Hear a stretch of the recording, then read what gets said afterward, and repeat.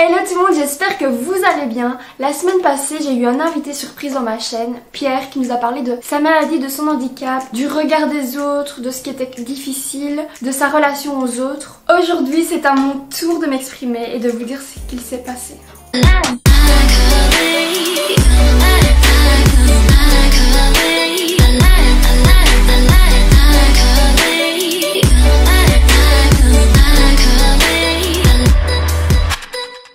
Les screens que je vais utiliser sont des screens réels, c'est pas moi qui les ai inventés, on m'a vraiment envoyé ce genre de messages, mais ils sont simplement là pour illustrer les événements. Après 8 mois d'hospitalisation, je peux enfin sortir de cet hôpital et là c'est la grosse claque. C'est-à-dire que je pose mes deux petits pieds dehors et directement je me rends compte que ça va être difficile, voire même très compliqué. Pourquoi? Parce qu'à l'hôpital c'est le monde des bisounours, tout le monde est dans la norme, tout le monde a une différence, c'est-à-dire que moi j'avais un corset, 2 attelles, il y a des gens amputés, il y a des gens en chaise roulante, des gens défigurés. Donc là-bas, limite, on te regarde bizarrement si t'es pas différent. Donc moi, dès que j'ai mis les pieds dehors, j'ai senti ces regards de pitié, ces regards méprisants, ces regards de curiosité. En fait, c'est comme si j'étais devenue connue alors que j'étais pas connue. Tout le monde me regardait avec insistance, c'était vraiment oppressant. Et donc là, je me suis rendu compte qu'il fallait absolument que je me renforce, qu'il fallait absolument que j'affronte ça. Je savais pas comment, mais je savais vraiment que ça allait pas être facile. Parce que là, vous vous dites, oui, moi aussi on me regarde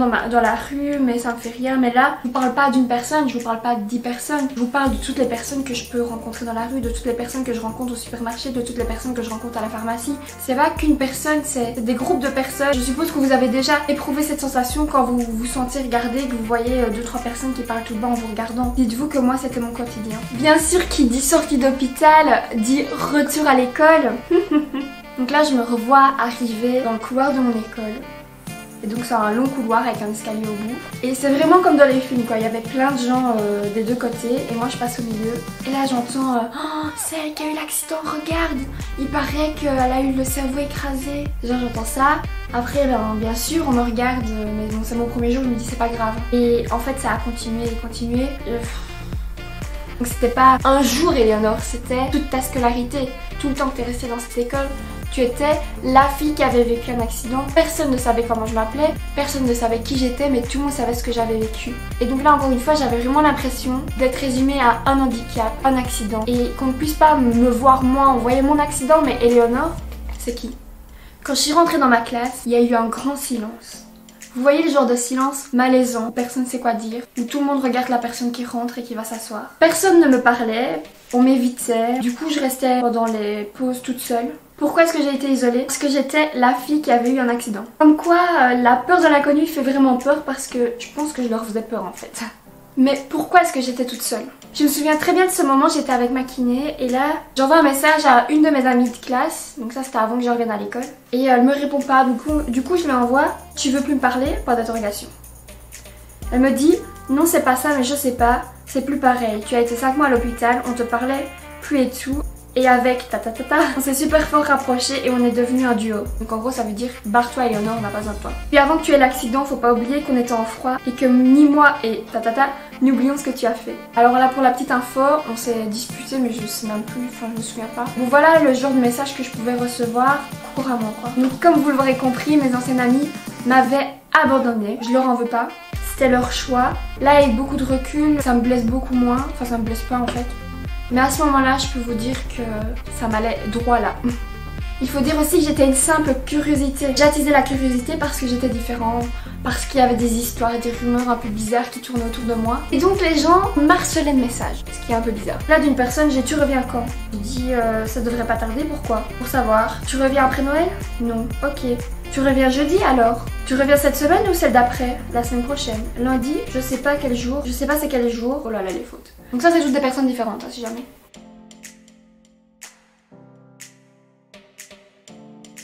Ok, tu reviens quand MDR? Car il y en a plein qui disent plein de dates. Moi je réponds, tu verras bien quand je rentre et pourquoi ça t'intéresse tant. Et puis quand je sortirai, tu le verras sur Facebook ou quoi. Ouais, à ce moment-là, j'étais très influenceuse. Et là, la personne me dit, MDR, calme-toi, je te demande juste si ça te dérange. Tant que ça, je te demanderai plus rien. Tu resteras seule et tu seras mieux. Me demande plus jamais rien.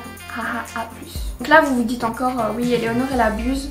Mais quand tu vis un événement comme ça, quand on t'annonce que t'es malade, quand on t'annonce que tu vas plus marcher, quand tu vis quelque chose de difficile et qu'en plus les seules personnes qui viennent te parler, c'est juste par curiosité quoi, en mode qu'est-ce que tu as eu, c'est quand tu reviens, c'est quand tu reviens. Les personnes là, elles me demandaient pas c'est quand tu reviens, en mode on a trop envie de te voir, c'était pas du tout ça. C'était en mode curiosité, en mode comme ça je pourrais dire à tout le monde qu'elle revient cette date là, enfin vous voyez. Ensuite, après tous ces événements, ben j'étais de retour à l'école, je m'habituais à ces regards, à ces remarques, à ces chuchotements. Et là il y a un événement qui va venir encore rentrer des couteaux dans la poitrine, je sais pas comment vous dire. Il y a un groupe Facebook qui se crée pour parler de moi. Donc là, autant vous dire que c'était pas pour parler gentiment de moi.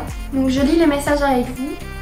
Donc là, il y a une personne qui dit « J'ai peur, j'ai Robocop », entre parenthèses, ton ex qui vient de m'ajouter. Donc là, il dit « Choc là ». L'autre personne demande mon snap. Enfin, hein, je vais vous laisser lire.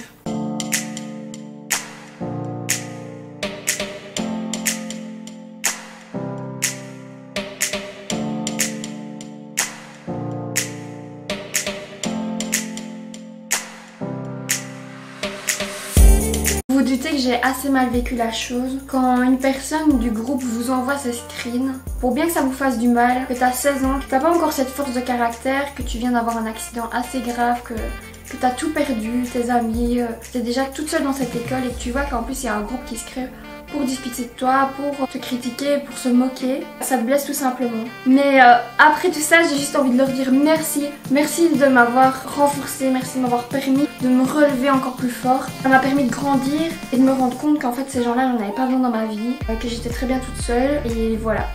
Donc la conclusion de cette assez longue vidéo, je suis pas là pour vous demander votre pitié, je suis pas là pour que vous soyez là en mode oh c'est triste, oh c'est pas cool, comment on a pu faire ça, comment on a pu harceler cette fille parce qu'elle avait un handicap, comment est-ce qu'on a pu lui crier des insultes. Non, je suis pas là du tout pour ça, je vous rassure. Si je suis ici et que je vous en parle, c'est pour que chaque personne puisse peser le poids et l'impact de ces mots. Parce que là vous vous dites oui c'est des petits messages, c'est rien du tout. Mais quand on reçoit ça, on n'a pas du tout la même vision des choses. Les mots prennent une ampleur énorme. Je vais appeler ça le pouvoir des mots. Les mots peuvent être doux comme ils peuvent être très virulents, comme je l'ai vécu, comme vous avez pu le voir dans certains messages. Et je voulais simplement vous dire que ça peut vraiment détruire une personne. Si cette personne est plus fragile, si cette personne a une personnalité qui fait que ça la touche fortement, ça peut vraiment la détruire. Elle peut vraiment s'auto-détruire juste parce que vous lui avez envoyé à répétition des messages pas très gentils, des messages violents. Et bien sûr que je ne fais pas cette vidéo par vengeance. Au contraire, je ne leur en veux pas du tout.